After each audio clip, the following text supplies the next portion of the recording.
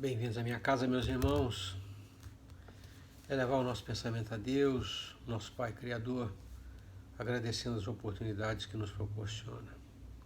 Agradecer também ao Mestre Jesus e aos bons amigos que o assistem, pela companhia, pelo aconselhamento, rogando que nos favoreçam para que nosso entendimento se faça mais amplo e mais profundo.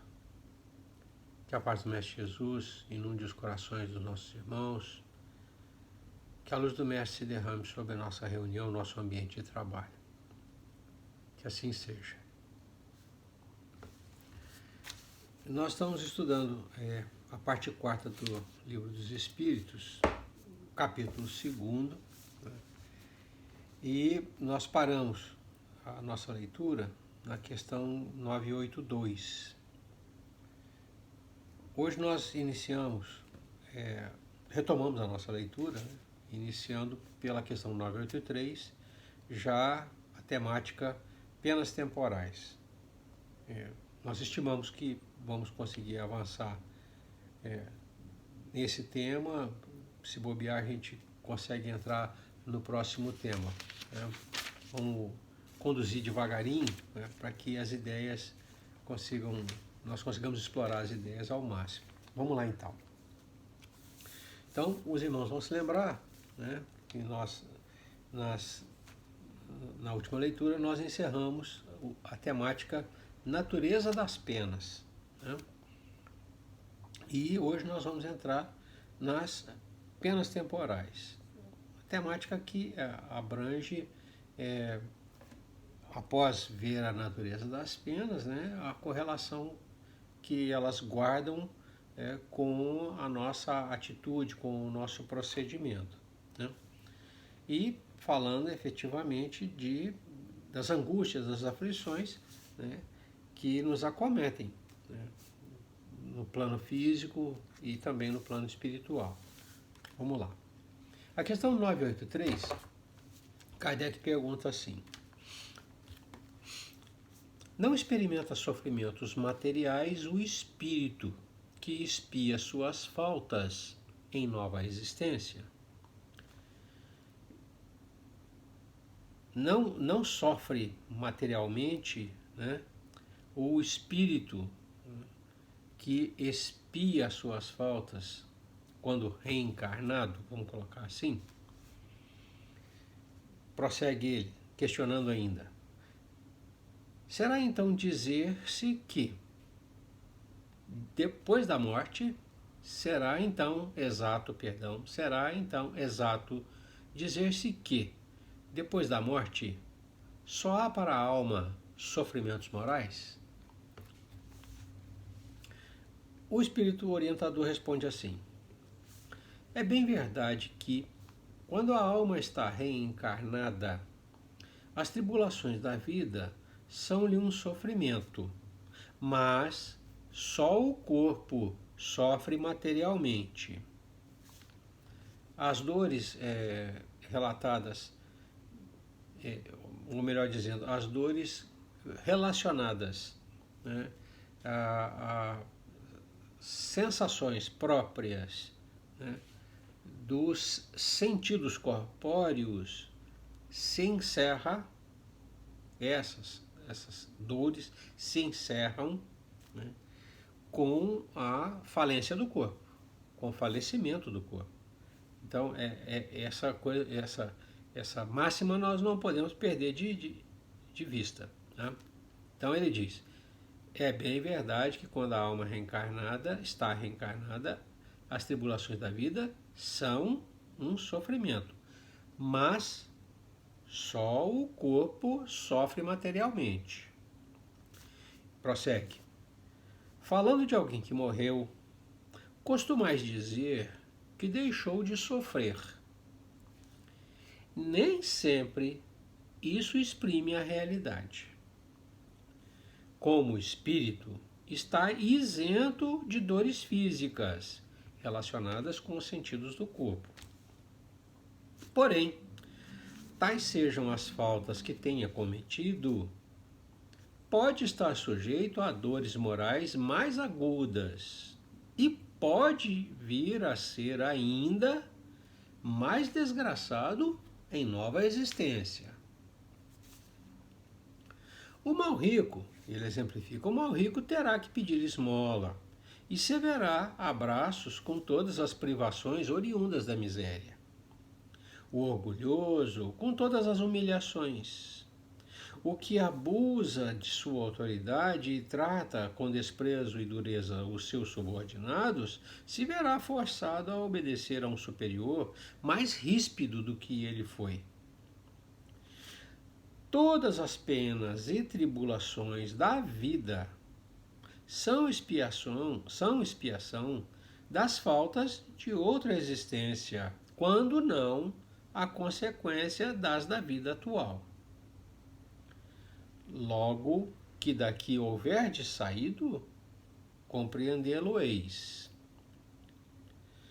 O homem se considera feliz na terra, o homem que se considera feliz na terra, porque pode satisfazer as suas paixões, é o que menos esforços emprega para se melhorar. Muitas vezes, começa a sua expiação já nessa mesma vida, de efêmera felicidade, mas certamente expiará noutra existência tão material quanto aquela. Eu vou começar pelo princípio, esse último princípio que ele esboça. Ele diz: o homem que se considera feliz na terra porque pode satisfazer as suas paixões é o que menos esforços emprega para se melhorar. Aqui eu lembraria uma citação que Jesus faz, fácil da gente entender. Ele diz: mais fácil um camelo passar por um fundo de agulha que um rico entrar no reino dos céus. E a gente sempre interpreta essa passagem, essa citação de Jesus, né, enfatizando que ele se referia à dificuldade que enfrenta aquele que tem facilidade material, né, muitas posses, não se vê privado materialmente, a facilidade que ele tem de se deixar levar pelas ilusões do mundo material, né? Criar uma certa indolência, uma certa preguiça, né, de reagir ou de agir, né, contrariamente a essa entrega que a gente naturalmente se dá, né, na condição de não precisar de grandes coisas, está farto, está completa a sua necessidade, não haver necessidade a ser atendida. Então, quando ele diz que aquele que consegue satisfazer as suas paixões é o que menos esforços faz para se melhorar, ele vai naquela linha de Jesus. Mais fácil um camelo passar por fundo de uma agulha do que um rico entrar no reino dos céus. Mas ele também chama a atenção. Muitas vezes a expiação começa já no presente momento, quando encarnados, né? Então, o sofrimento derivado, o sofrimento relacionado, né, à má conduta, às vezes, má conduta que eu digo sempre ferir a lei de Deus, né? A má conduta, uma conduta viciosa, a paixão, né? Se inicia de imediato, não acontece num futuro muito longínquo, né? Mas certamente, ele diz, olha, mas certamente acontecerá a expiação na próxima existência na carne, né? Aqui ele cita os opostos, né? É o rico pedindo esmola, né? Quer dizer, aquele que se entregou à sua paixão, aquele que se perdeu na sua paixão, se verá obrigado a retificar-se, retificar o seu próprio procedimento, o seu próprio sentimento. Aquele que foi ríspido com seus subordinados enfrentará a rispidez de seus superiores, de tal maneira que nós consigamos avaliar o mal que nós infligimos, o mal que nós proporcionamos ao outro, né? Sentir na carne, diríamos assim, né? E mais que isso, corrigir essa tendência viciosa, essa paixão, né, que nos consumiu numa outra oportunidade, que não nos desviou do bom caminho numa outra oportunidade. Então, quando a gente fala do irmão desencarnado, olha, deixou de sofrer, né? A gente se refere ao sofrimento físico que se encerra com o falecimento do corpo. Mas as paixões que não foram resolvidas, os vícios que foram cultivados, são origem de sofrimentos futuros, né? Os sofrimentos morais, muito mais pungentes na maior parte das vezes, porque alcança o espírito com mais impacto, né? Sofrimentos morais que o espírito colhe em função do plantio, né, que realizou. Aquele que não corrige o seu vício vai se defrontar com as consequências, né, que o seu vício lhe impôs. É essa o entendimento que nós temos que ter.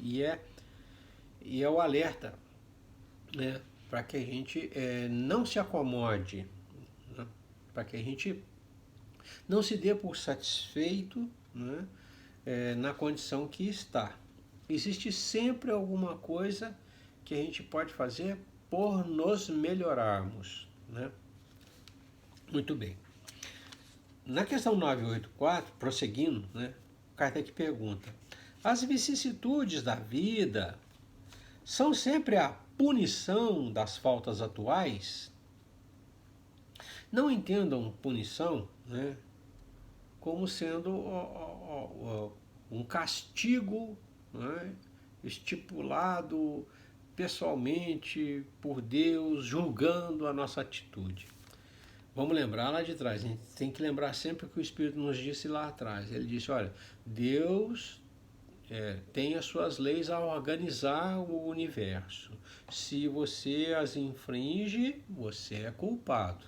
Então, cada um de nós sentencia a si mesmo quando foge da lei de Deus. Então ele pergunta: as dificuldades da vida, os conflitos, os tormentos da vida, falando da vida no corpo ainda, né? Os tormentos da vida, são sempre a punição das faltas atuais? E o espírito orientador responde: não. Já dissemos, são provas impostas por Deus, e entendam, dever de corrigir o que nós fizemos de errado, né? É a lei de Deus, corrigir o que você fez de errado, são provas impostas por Deus, ou que vós mesmos escolhestes como espíritos antes de encarnardes, para a expiação das faltas cometidas em outra existência, porque jamais fica impune a infração das leis de Deus e, sobretudo, da lei de justiça. Se não for punida nessa existência, enquanto ainda está encarnado, sê-lo-á necessariamente em outra, ultrapassado o ciclo, reencarnando. Eis porque uma pessoa que vos parece justo, boa, né, muitas vezes sofre. É a punição de seu passado, né? É aquela pessoa se defrontando numa nova existência, uma nova oportunidade de tomar outras decisões, de fazer outras opções, ela confrontada, né, com as necessárias correções que ela se impôs. Quando nós erramos, a gente não pode perder isso de vista. Quando nós infringimos a lei de Deus, quando a consciência grita, olha, você fez errado, né? Isso fica pendente de solução, até que a gente solucione. Pode ser solucionado de imediato, óbvio, e é o desejável, né? Que a gente atenda à consciência rapidamente e retifique o erro, né? Mas nós nos conhecemos e sabemos que muitas vezes a gente protela a solução, né? A gente faz de conta que não viu o erro que cometeu, ou faz de conta que não ouviu a consciência que nos acusou, né? E nesse caso, fica lá indelevelmente marcado, fica lá agendado para no futuro nós resolvemos aquele problema, né? Então, às vezes a gente vê uma pessoa de comportamento assim inspirador, pessoa boa, benevolente e tal, passando por muita dificuldade. Vamos colocar um exemplo ao nosso alcance, né? Chico Xavier, uma pessoa manifestamente de bom proceder, né? Um camarada solidário, humano, né? Sofrendo de grandes problemas no corpo, né? A visão ruim, cardíaco, né? Mas como é que uma criatura boníssima como ele, né, pode estar sofrendo uma dificuldade como essa, né? A explicação o Espírito nos dá, né? Existem assuntos pendentes de solução, né? Para ele não era diferente, aquelas dificuldades todas tinham a finalidade, né, de torná-lo melhor, né? Ele, como entendia isso, convivia muito bem com a sua dificuldade, né?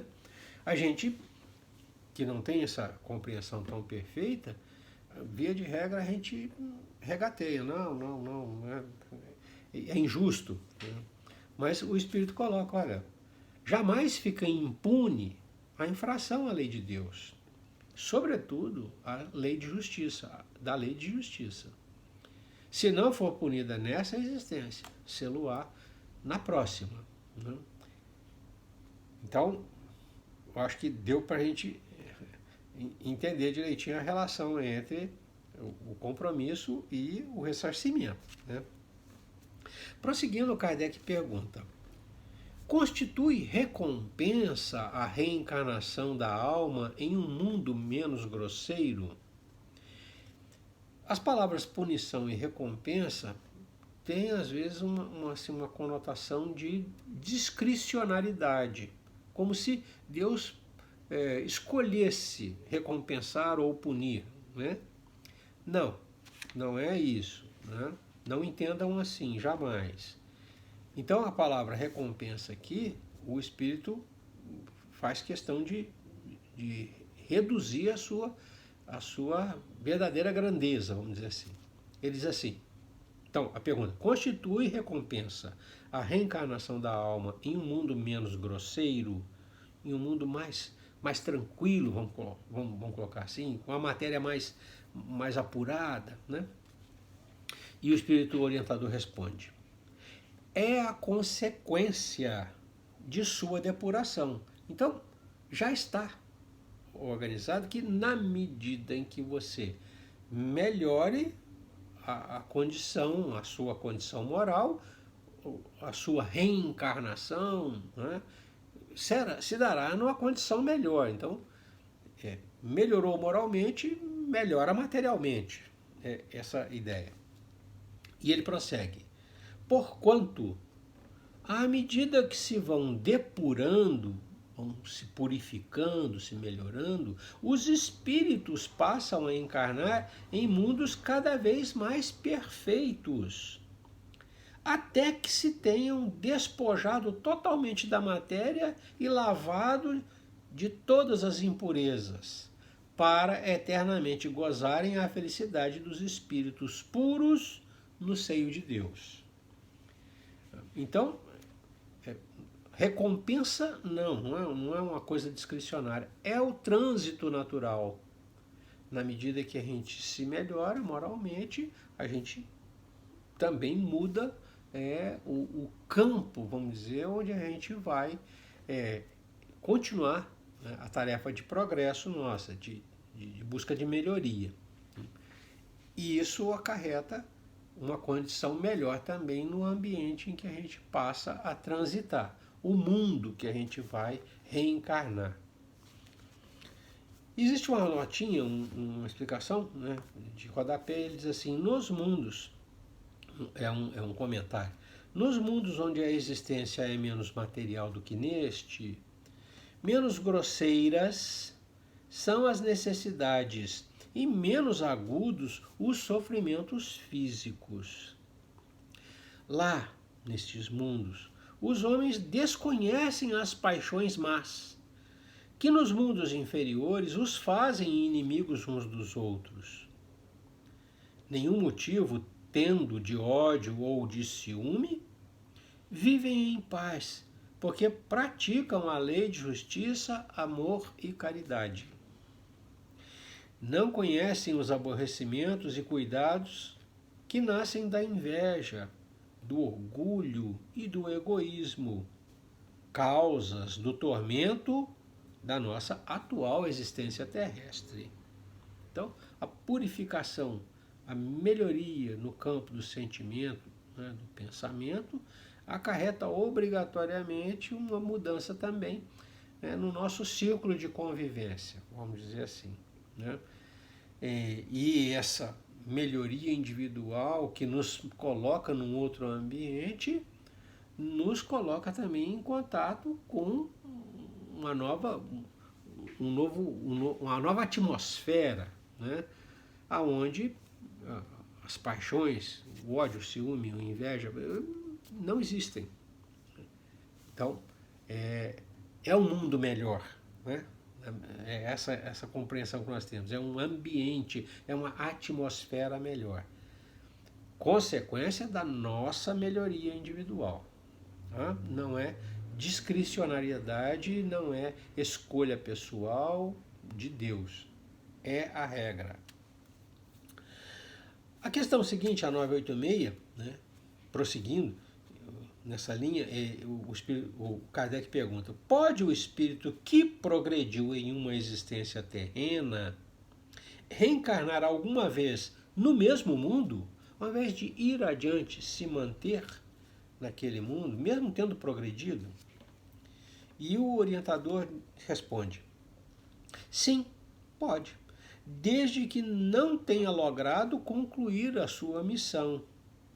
Pode ele próprio pedir lhe seja dado completá-la em nova existência.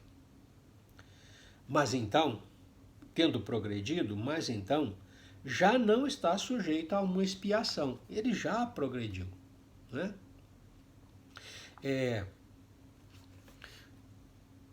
Na penúltima leitura que nós fizemos, né, um irmão que cometeu uma série de desatinos e tal coisa, quando encarnado, né, desencarna, né, e nesse processo da desencarnação, entre os desatinos que cometeu e a desencarnação, ele cai em si. Ele vê a enormidade dos crimes que cometeu e se arrepende amargamente daquilo, tenta, na medida do possível, corrigir, mas em determinados casos ele não teria como corrigir, porque ele foi, vamos dizer assim, o artífice da desencarnação de uma pessoa com quem ele tinha compromissos a resgatar, mas trocando em miúdos. Ele imediatamente pediu, né, que lhe fosse concedida a permissão para permanecer naquele ambiente, né? Ele já tinha avançado um bocadinho, permanecer naquele ambiente, criando condições para que aqueles desatinos dele, as consequências daqueles desatinos, fossem resolvidas. Então, passou para, não reencarnou, mas passou para a erraticidade, né? E se manteve ali na condição de espírito familiar, conciliando as coisas para que os desarranjos que ele gerou encarnado se desfizessem naquelas pessoas com as quais ele conviveu. Então, vai bem na direção do que o orientador coloca aqui. Ele pediu para se manter naquela condição para tentar, na medida do possível, concluir a sua missão, né? Aquela que ele não concluiu encarnado. No caso, a pergunta é: poderá reencarnar? Sim. Né?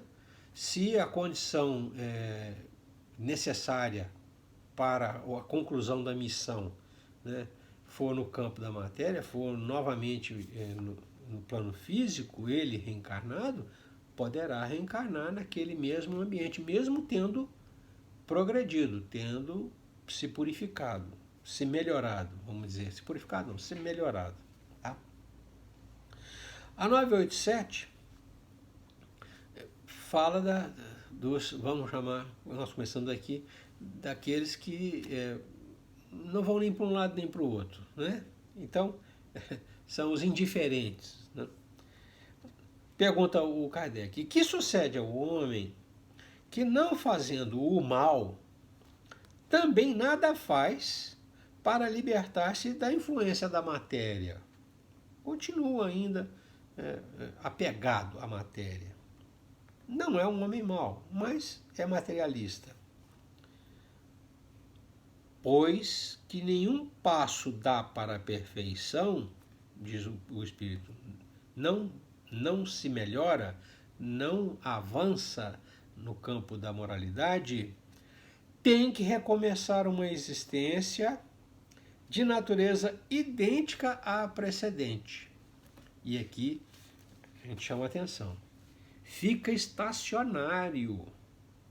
Ele não avançou, ficou estacionário, podendo assim prolongar os sofrimentos da expiação. Lá atrás, na última leitura, pergunta ao Espírito assim, não sofrem os bons, né, quando veem os que ele ama, né, em sofrimento? E aí o orientador responde assim, olha, não, porque o ponto de vista deles é diferente do seu. Eles observam o sofrimento daqueles que eles amam sob o ponto de vista de dor, progresso, dor que faz progredir, né? Conflito que movimenta a pessoa na direção de melhoria. Mas ele faz uma advertência, ele diz, olha, o que efetivamente incomoda, o que faz sofrer os bons espíritos, é eles olharem aqueles que eles amam e identificarem neles, né, a indolência, a não vontade de melhorar, de avançar. Aqui o Espírito volta nessa tecla, ele diz, olha, aquele que não faz esforço para se modificar, né, fica estacionário, fica parado. E por estar estacionário, estar na mesma posição, né, encontra-se ainda submetido, vai ficar submetido aos sofrimentos da expiação. Ele não avançou. Então, enquanto ele não resolve aquele problema, não vai adiante, né, ele está submetido às mesmas condições de sofrimento. O espírito não involui, ele não atrasa o seu adiantamento. Não tem como você andar para trás. Era virtuoso e fica vicioso, não é assim. Né? A gente só vai para frente, mas a gente pode parar, pode ficar na posição. E o tempo que a gente passa naquela posição, a gente fica submetido àquela condição. Essa ideia nós temos que ter em vista. Então, se você quer alguma coisa diferente, você tem que sair daqui para ali. Você tem que avançar.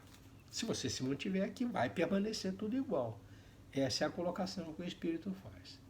Mesmo não sendo mal, não fez esforço para progredir.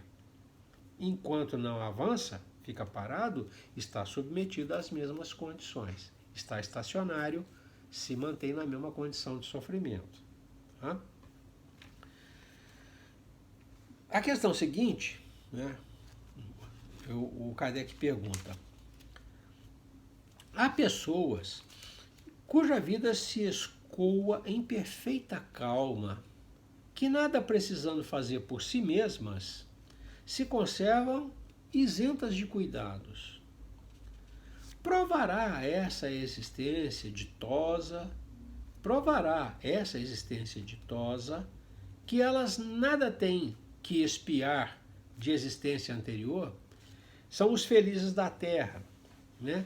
As pessoas que você olha, mas o cara não tem problema nenhum, que maravilha de vida que ele leva, não é?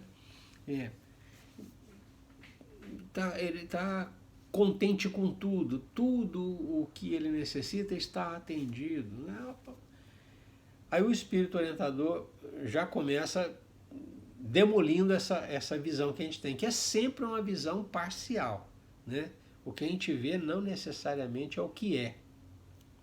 E ele diz assim, o espírito orientador responde: conheces muitas dessas pessoas? Enganas-te se pensas que as há em grande número, esses felizes da terra que a gente enxerga, né? Pessoas lindas, ricas, que a gente vive ambicionando a condição delas, né? São os felizes da terra para nós, né?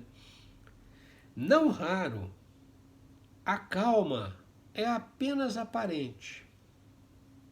Talvez elas tenham escolhido tal existência, mas, quando a deixam, percebem que não lhes serviu para progredirem.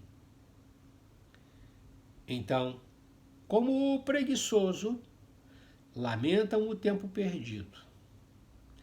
Sabei que o espírito não pode adquirir conhecimentos e elevar-se senão exercendo a sua atividade, trabalhando. Se adormece na indolência, não se adianta. Assemelha-se a um que, segundo os vossos usos, precisa trabalhar e que vai passear ou deitar-se, com a intenção de nada fazer. Sabei também que cada um terá que dar contas da inutilidade voluntária de sua existência. Inutilidade sempre fatal à felicidade futura. Para cada um, o total dessa felicidade futura corresponde à soma do bem que tenha feito, estando o da infelicidade na proporção do mal que haja praticado e daqueles a quem haja desgraçado. Então, essa visão que a gente alimenta, né, daquelas criaturas que não tem problema, né, nem sempre é verdadeira. E o Espírito faz questão de dizer, né, não, enganas-te se pensas que as há em grande número. Efetivamente existem, né, espíritos que retornam ao nosso encontro, né, que vêm ao nosso encontro, de um estágio superior, né? É óbvio que se ele já progrediu, ele não tem por que passar por expiações. Então, se ele já empreendeu as melhorias, ele vem para nós melhorado. Vem para o nosso meio conviver conosco melhorado. Ele não precisa ser submetido a um transtorno, a um conflito para ficar junto de nós, né? Mas são poucos, os missionários são poucos, né? E ele faz questão de dizer.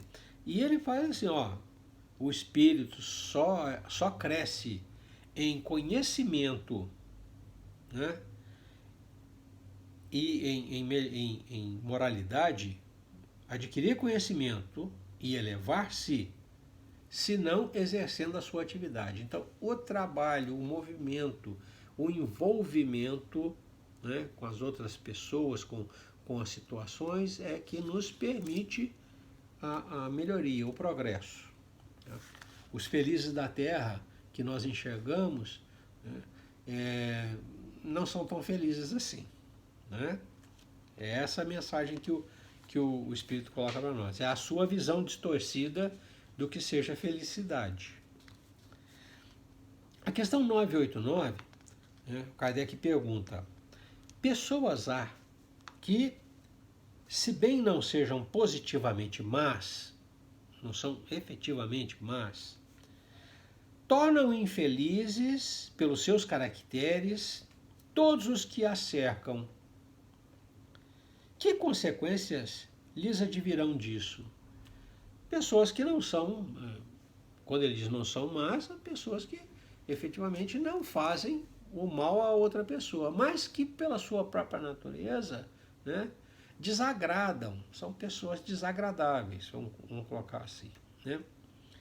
o Espírito responde assim: inquestionavelmente, essas pessoas não são boas. O fato de não serem más, não fazer maldade, não implica que elas sejam boas. Expiarão suas faltas, tendo sempre diante da vista aqueles a quem infelicitaram, valendo-lhes isso por uma exprobração. Depois, noutra existência, sofrerão o que fizeram sofrer. Né? Essa perspectiva que o Espírito coloca para nós, ela é preciosa. Né? Numa outra leitura que nós fizemos, né, já no capítulo anterior, e é bom a gente reforçar a ideia, o Espírito diz assim, olha, o Espírito sofre por todo o mal que praticou, ou de que foi causa voluntária, se não fez pessoalmente, induziu. Por todo o bem que houvera podido fazer e não fez, pelo bem que desprezou fazer, não fez. E por todo o mal que decorra de não haver feito bem. Então, essa perspectiva está reforçada aqui, né, nessa explicação. A gente não padece somente pelo mal que faz, mas padece também, sofre também pelo bem que podia fazer e não fez, e pelo mal decorrente do bem que a gente não fez. Então, uma determinada ação que eu pudesse fazer para minimizar o sofrimento do meu irmão, né, e eu não fiz, eu sou responsável. Não só por não ter feito bem, como pela consequência do que acontece com o meu irmão. Essa visão a gente não pode perder. Tem que estar clara para nós. Então, quando ele diz, olha, você diz que a pessoa não é positivamente má, mas se ela gera, se ela, em função dela ser como ela é, se ela gera o mal, ela não é boa. Essa é a colocação que ele faz. Efetivamente boa é a pessoa que faz o bem. Aquela que deixa de fazer o bem e que gera o mal, não é boa. Então, ele já abre dizendo assim. Né?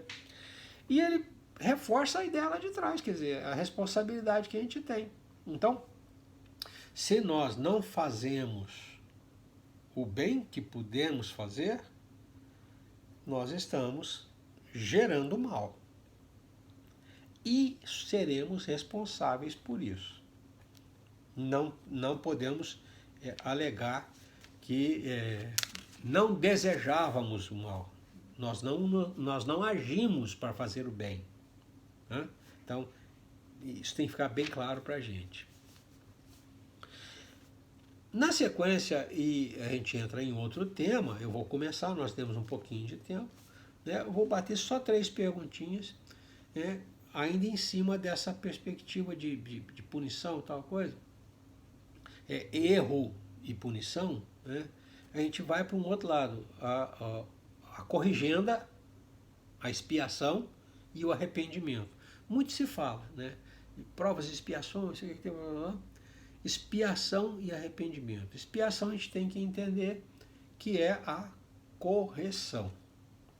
O arrependimento a gente consegue entender perfeitamente. Né? É vamos dizer, o inconformismo ou o remorso, né, que a nossa ação ou inação gera em nós mesmos. Né? O arrependimento, pergunta Kardec, o arrependimento se dá no estado corporal ou no estado espiritual? A gente arrepende aqui ou lá na espiritualidade? O Espírito responde, né? E é óbvio. No estado espiritual, fatal. Se aqui o corpo permite a gente fazer de conta, né, que a gente não cometeu erro nenhum, se a gente consegue se esconder na carne dos erros que a gente comete, no plano espiritual esse recurso não existe. O espírito essencial, ele, somente ele, né, ele fica completamente aberto, como se fosse um livro. Eu chamei isso de ficar perfeitamente nu, ou completamente nu, né? Então, o arrependimento é fatal. A consciência não pode mais sofrer a ação de freio do cérebro. O cérebro, às vezes nós usamos o cérebro como freio, né? Escondendo aquilo que nos tortura. Então, não tendo esse dispositivo, então ele responde, no estado espiritual é fatal, neste não tem como fugir. Mas também pode ocorrer no estado corporal, ainda encarnados, quando bem compreendeis a diferença entre o bem e o mal, quando a nossa consciência nos alcança, quando o nosso cérebro não anestesia a nossa consciência, quando ela fala e a gente ouve e acata. Então, ainda encarnados, o arrependimento pode acontecer. E acontece. Na maioria das vezes, nós nos arrependemos dos erros que nós cometemos, né? A 991 e a 992, né, procura aprofundar essa relação, né? A ocorrência no plano espiritual e a ocorrência no plano físico. Ele diz assim, qual é a consequência, pergunta, qual é a consequência do arrependimento no estado espiritual, quando o espírito está na sua essência? E o orientador responde, desejar o arrependido uma nova encarnação para se purificar.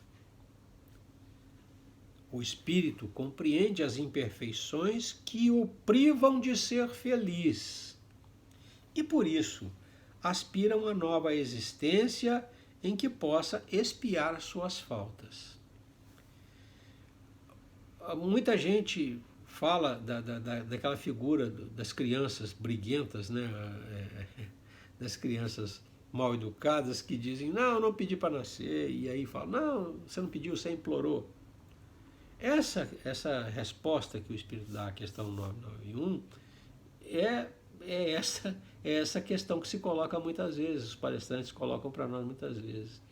O Espírito na erraticidade, confrontado com, vamos dizer assim, a enormidade das coisas que deixou de fazer, infeliz, porque tem uma série de coisas que ele deixou de fazer, ele não corrige, ele não é capaz de corrigir aqueles erros na erraticidade. Ele tem que necessariamente voltar à carne para corrigir os erros. A finalidade da reencarnação é essa, propiciar ao camarada uma oportunidade nova em que ele possa usar o livre-arbítrio, né, com liberdade, livremente, para tomar novas decisões, para agir de forma diferente. Então, ele coloca, desejar o arrependido uma nova encarnação para se purificar. E a gente pede, efetivamente, a gente pede a oportunidade de voltar à carne para se livrar daquilo que é fonte da nossa infelicidade. Se ficar na erraticidade sem empreender a correção, vai continuar sofrendo lá. E a intensidade de sofrimento do espírito liberto da carne é muito maior. A intensidade é mais forte. Então, assume-se uma certa urgência voltar à carne. E a 992, ele perguntou, arrependimento no campo espiritual. E no campo material? Que consequência produz o arrependimento no estado corporal, enquanto a gente está encarnado ainda?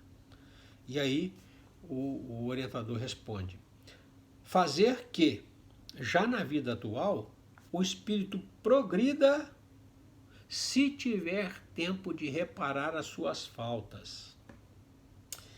Quando a consciência o repreende e lhe mostra uma imperfeição, o homem pode sempre melhorar-se. Então, a oportunidade de reconhecer o erro ainda encarnado e corrigi-lo é progresso. essa visão para nós é libertadora, porque nenhum de nós, né, está condenado a voltar à erraticidade carregando consigo faltas, né, que pode corrigir. Ele diz, fazer que já na vida atual o espírito progrida se tiver tempo de reparar suas faltas. Então, a urgência de reparar o erro, né, é enorme para nós. Porque amanhã eu faço, amanhã eu faço, amanhã eu faço, amanhã, né, a criatura que eu ofendi pode ter desencarnado. E aí eu perdi o tempo de corrigir o erro, vamos dizer assim. Essa figura eu acho que esclarece bem o que ele diz. Se tiver tempo de reparar suas faltas. Né? Quando a consciência o critica ou adverte, né, de uma imperfeição, o homem pode sempre melhorar-se, se corrigir a imperfeição. Eu vou parar por aqui, essa temática ela avança. Na próxima leitura a gente retoma daqui, desses conceitos, desses dois conceitos. Os irmãos fiquem à vontade, né, para fazer perguntas, para colocar sua própria visão, seu entendimento, né, no nosso campo de comentários e tal. E nós ficamos sempre muito agradecidos quando alguém coloca alguma coisa lá. A gente se esforça para fazer a interlocução o mais rápido possível, fazer a resposta, né, trocar ideia o mais rápido possível. Né? Então fiquem à vontade. Nós vamos encerrando a nossa leitura da noite de hoje, nosso bate-papo da noite de hoje, muito embora eu tenha falado sozinho, renovando os agradecimentos a Deus pela oportunidade e ao Mestre Jesus e os bons amigos pela companhia, rogando ao Mestre e aos bons amigos da espiritualidade que se mantenham conosco, nos auxiliando, né? Para que nós tenhamos visão clara dos grandes objetivos que nós ainda temos que alcançar e dos caminhos seguros que nos conduzem aos nossos objetivos. Rogando ao Mestre que nos infunda muita força moral, para que a gente tenha, enfim, a coragem de agir conforme a lei de Deus. Paz e luz aos meus irmãos, que Deus os abençoe. Até a próxima.